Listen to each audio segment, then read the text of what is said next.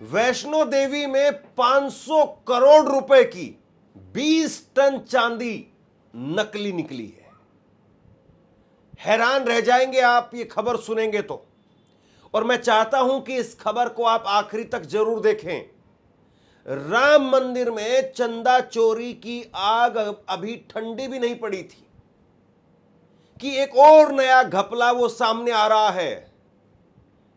20 ton चांदी, 500 करोड़ रुपए की चांदी, वैष्णो देवी मंदिर में चांदी नकली मिली है। और ये चांदी कब की है? ये चांदी एक दिन की नहीं है, एक आदमी की नहीं है। ये सालों से जो चांदी वहां पर जाने वाले जो श्रद्धालु थे, उन्होंने वो चांदी चढ़ाई थी। और वो चांदी अब जब पिंगलाने के लिए टकसाल में भेजी गई, तब उसकी जांच हुई है और तब पता चला है कि केवल सिर्फ और सिर्फ 5 से 6% चांदी वो असली है, बाकी 95% चांदी नकली है। अब आपसे मेरा एक सवाल है। इस खबर में मैं ऐसी ऐसी जानकारी आपके सामने रखने वाला हूं, आप सुनेंगे तो आप यकीन नहीं करेंगे, लेकिन उससे पहले मेरा आपसे एक सवाल है। यहां पर अब दो बातें हो सकती हैं। पहली बात तो यह है कि लाखों श्रद्धालु जो गए होंगे, आप लोग भी गए होंगे वैष्णो देवी, बहुत सारे लोग जाते हैं वैष्णो देवी रोजाना हजारों की तादाद में, और बहुत बार तो लाखों की तादाद में रोजाना दर्शन होते हैं।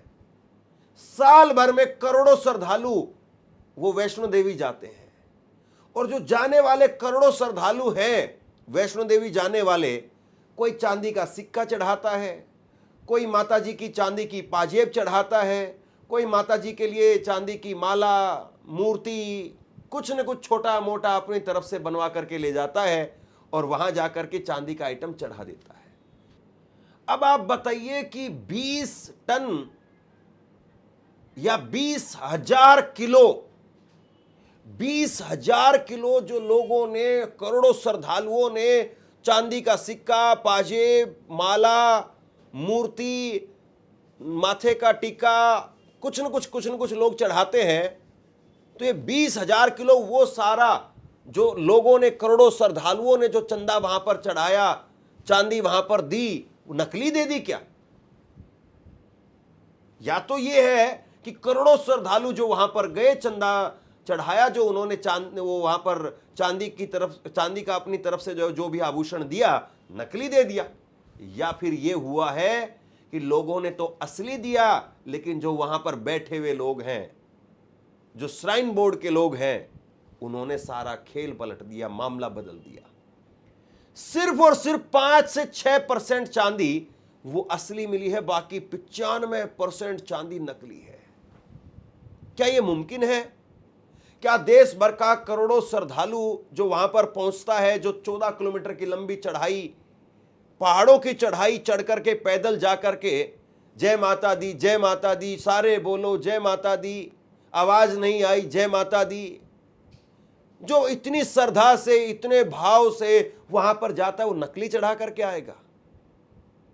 या फिर अंदर वाले लोगों ने जो है वो बदल दिया? ये सवाल मेरा आप लोगों से है। इस खबर पर आगे हम बात करें, लेकिन उससे पहले आप जरा बताइए कि श्रद्धालुओं ने नकली चांदी चढ़ाई है या फिर चांदी अंदर बदल दी गई है? दूसरी बात, जो चांदी वहां पर अब मिली है वो चांदी नहीं है, वो कैडमियम, एक ऐसा मेटल होता है जो जानलेवा है, वो मिला है। चांदी के रूप में वो कैडमियम मेटल था, लोहा था, जो चांदी के रूप में वहां पर था, जिसको पिंगलाने के लिए भेजा गया तो 20 टन मिला साहब। मतलब अगर अंदर उन लोगों ने खाया है, जो श्राइन बोर्ड में बैठे हुए पुजारी या जो भी कोई है वहां पर, जो अधिकारी हैं, जो भी हैं, अगर उन्होंने खाया तो सोचिए कितना खा लिया उन लोगों ने। 20,000 किलो ये कैसे खा गए? अभी मामला उठा कैसे? सबसे इंपॉर्टेंट बात यह है, ये मामला बाहर कैसे आया? दरअसल दीपक शर्मा नाम के एक एडवोकेट ने शिकायत की। दीपक शर्मा नाम के इस एडवोकेट ने कहा कि यहां पर धोखाधड़ी की जा रही है, यहां पर पैसे का गबन किया जा रहा है। गहनों का, चांदी का गबन किया, यहां पर गबन किया जा रहा है, ये उन्होंने आरोप लगाए। पुलिस से शिकायत की, लेकिन पुलिस ने सुना नहीं। अब जाहिर सी बात है, अगर आप कल को प्रधानमंत्री नरेंद्र मोदी पर अगर आरोप लगा दें कि भैया नरेंद्र मोदी साहब ने चोरी की है, क्या किसी थाने में या किसी एसएचओ में इतनी हिम्मत है कि वो शिकायत लिख ले? अब श्राइन बोर्ड जो है वो एक तरीके से वहां पर सर्वे सर्वा सब कुछ है, उससे ऊपर कुछ नहीं है। जैसे देश में अब नरेंद्र मोदी से ऊपर कौन है? तो अब ऐसे में श्राइन बोर्ड के लेकर के और जो वहां पर जितने भी बड़े लोग बैठे हुए हैं उनके खिलाफ ये शिकायत थी, लिहाजा पुलिस ने मामला सुना नहीं और उसके बाद में मामला पहुंच गया कोर्ट में। मतलब ये चीजें कई दिनों से वहां पर चल रही थी। अब शायद हो सकता है कि ये मंदिर वाला मामला राम मंदिर का आया तो इसलिए मामला भी ये खुल गया। कोर्ट में जब मामला पहुंच गया तो कोर्ट ने बाकायदा वहां पर क्राइम ब्रांच को और इकोनॉमिक विंग के एसएसपी को कहा कि आप इस पर रिपोर्ट दीजिए कि हकीकत में है क्या। और उसके बाद में क्राइम ब्रांच ने एक स्टेटस रिपोर्ट दाखिल की और स्टेटस रिपोर्ट में बताया कि 95% चांदी नकली है। मतलब सुनने वालों के पांवों के नीचे से जमीन खिसक गई साहब। बीजेपी का सबसे बड़ा नैरेटिव था कि हिंदू खतरे में है। आज की तारीख में लग रहा है कि सबसे बड़ा अगर कोई एक नारा जुमला चल रहा है तो हिंदू का चंदा, हिंदू का दान वो खतरे में है। और खतरा किससे है? खुद के लोग, अंदर बैठे हुए लोग, उनसे खतरा। बद्रीनाथ के अंदर चंदा, वहां पर सोना चोरी होने की बात आई, वो भी चंदे का ही सोना है। वहां पर भी कई किलो सोने की जो बात निकल करके सामने आई। इसके बाद में राम मंदिर वाला खेल, वो चोरी का मामला पूरे देश में, पूरी दुनिया में चल रहा है। और अब वैष्णो देवी का मामला। वैष्णो देवी माता के दरबार में करोड़ों लोग जाते हैं, इतनी श्रद्धा है कि आप मत पूछिए। लेकिन वहां पर हो क्या रहा है? इससे ज्यादा जो है वो आंखें खोलने के लिए और क्या चाहिए? इससे ज्यादा आखिरकार ऐसी कौन सी खबर जो है वो निकल करके सामने आएगी जब जाकर के लोगों को लगेगा कि नहीं भाई कुछ गड़बड़ है। अब क्या वाकई कुछ गड़बड़ नहीं है? कुछ तो गड़बड़ है कि ऊपर से लेकर के नीचे तक, यहां भी, वहां भी, यहां भी, वहां भी चीजें जो है वो तहस नहस होती हुई दिखाई दे रही है। या तो लोगों को लग रहा है कि भाई अब यही रहेंगे, यही है, जो भी होना है वो हिंदुत्व के नाम पर, इसके नाम पर कुछ होगा नहीं। और वहां पर तो भैया मुस्लिम जो है वो खच्चर वाले जाते हैं, पिट्ठू वाले जो है वो सारे मुस्लिम हैं वहां पर। मैंने वहां पर बहुत रिपोर्टिंग की है, ग्राउंड रिपोर्टिंग भी वहां की वैष्णो देवी की जो दिखाई है। वहां पर आप देखिए कि कटरा से, कठुआ से, उधमपुर से या श्रीनगर तक के, बनिहाल के, वहां के मुसलमान नौजवान जिनको वहां बेचारों को रोजगार नहीं मिलता है, वो पिट्ठू पर लाद लाद करके लोगों को लेकर के जाते हैं। तो कहीं ऐसा ना हो कि भी वहां पर जो मुसलमानों को ढूंढ लिया जाए। बड़ी जो है वो अजीब बात है, मैं कहना नहीं चाह रहा हूं, मेरा बोलते वक्त में भी, ये कहते वक्त में भी मुझे दुख महसूस हो रहा है इस बात को लेकर के। लेकिन आप समझिए कि किस तरीके से हुआ। राम मंदिर का जब मामला निकल करके सामने आया तो टिन्नू यादव, टिन्नू यादव, टिन्नू यादव मामला बना दिया गया। सबकी जुबान पर एक ही नाम, टिन्नू यादव। जबकि अनुकल्प मिश्रा और जो दूसरा उसका जीजा था, वो जीजा साला था।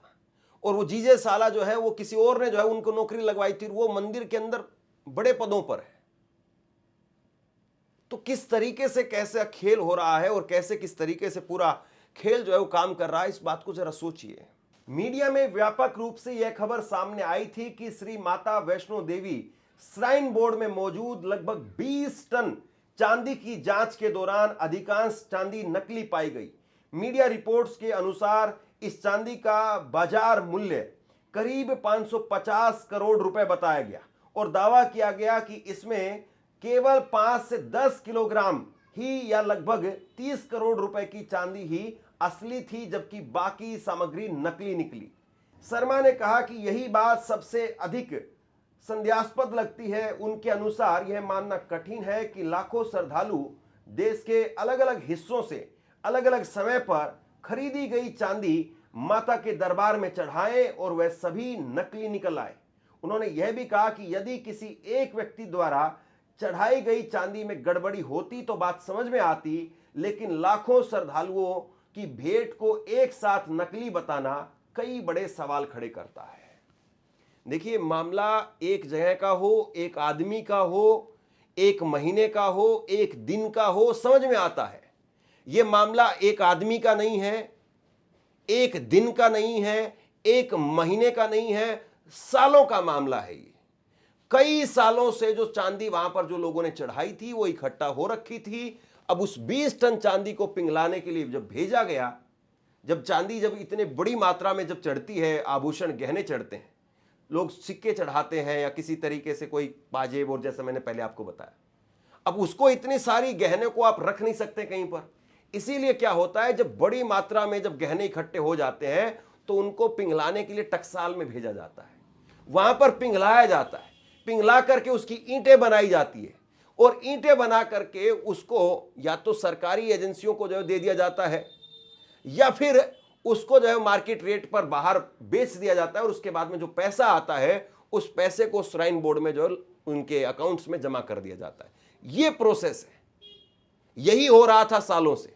लेकिन अब जब सालों की ये चांदी निकल करके सामने आई तो नकली मिली। इसी तरीके से मथुरा के अंदर भी, मथुरा में भी नकली जो है वो गहनों का और पैसों की हेरा फेरी का आरोप लगा था। ये आप अपनी स्क्रीन पर देखिए, बाकायदा ये खबर मैंने आपको दिखाई थी कुछ समय पहले। मथुरा के अंदर फलहारी बाबा ने सीएम योगी को अपने खून से लेटर लिखा था, और खून से लेटर लिख करके कहा था कि मथुरा के अंदर भी लाखों करोड़ों रुपए का चंदा वो चोरी हो गया है, पहले राम मंदिर और उसके बाद में मथुरा। हमारे हिंदुओं के गौरव माननीय मुख्यमंत्री योगी जी को अपने खून से पत्र लिखा है और मांग की है कि जिस प्रकार अयोध्या में चंदे की रकम आभूषणों का घोटाला हो रहा है, उसी प्रकार मथुरा में भी हमारे कृष्ण कन्हैया के जन्म स्थान श्री कृष्ण जन्मभूमि मंदिर में भी कई वर्षों से लगातार चंदे की चोरी हो रही है।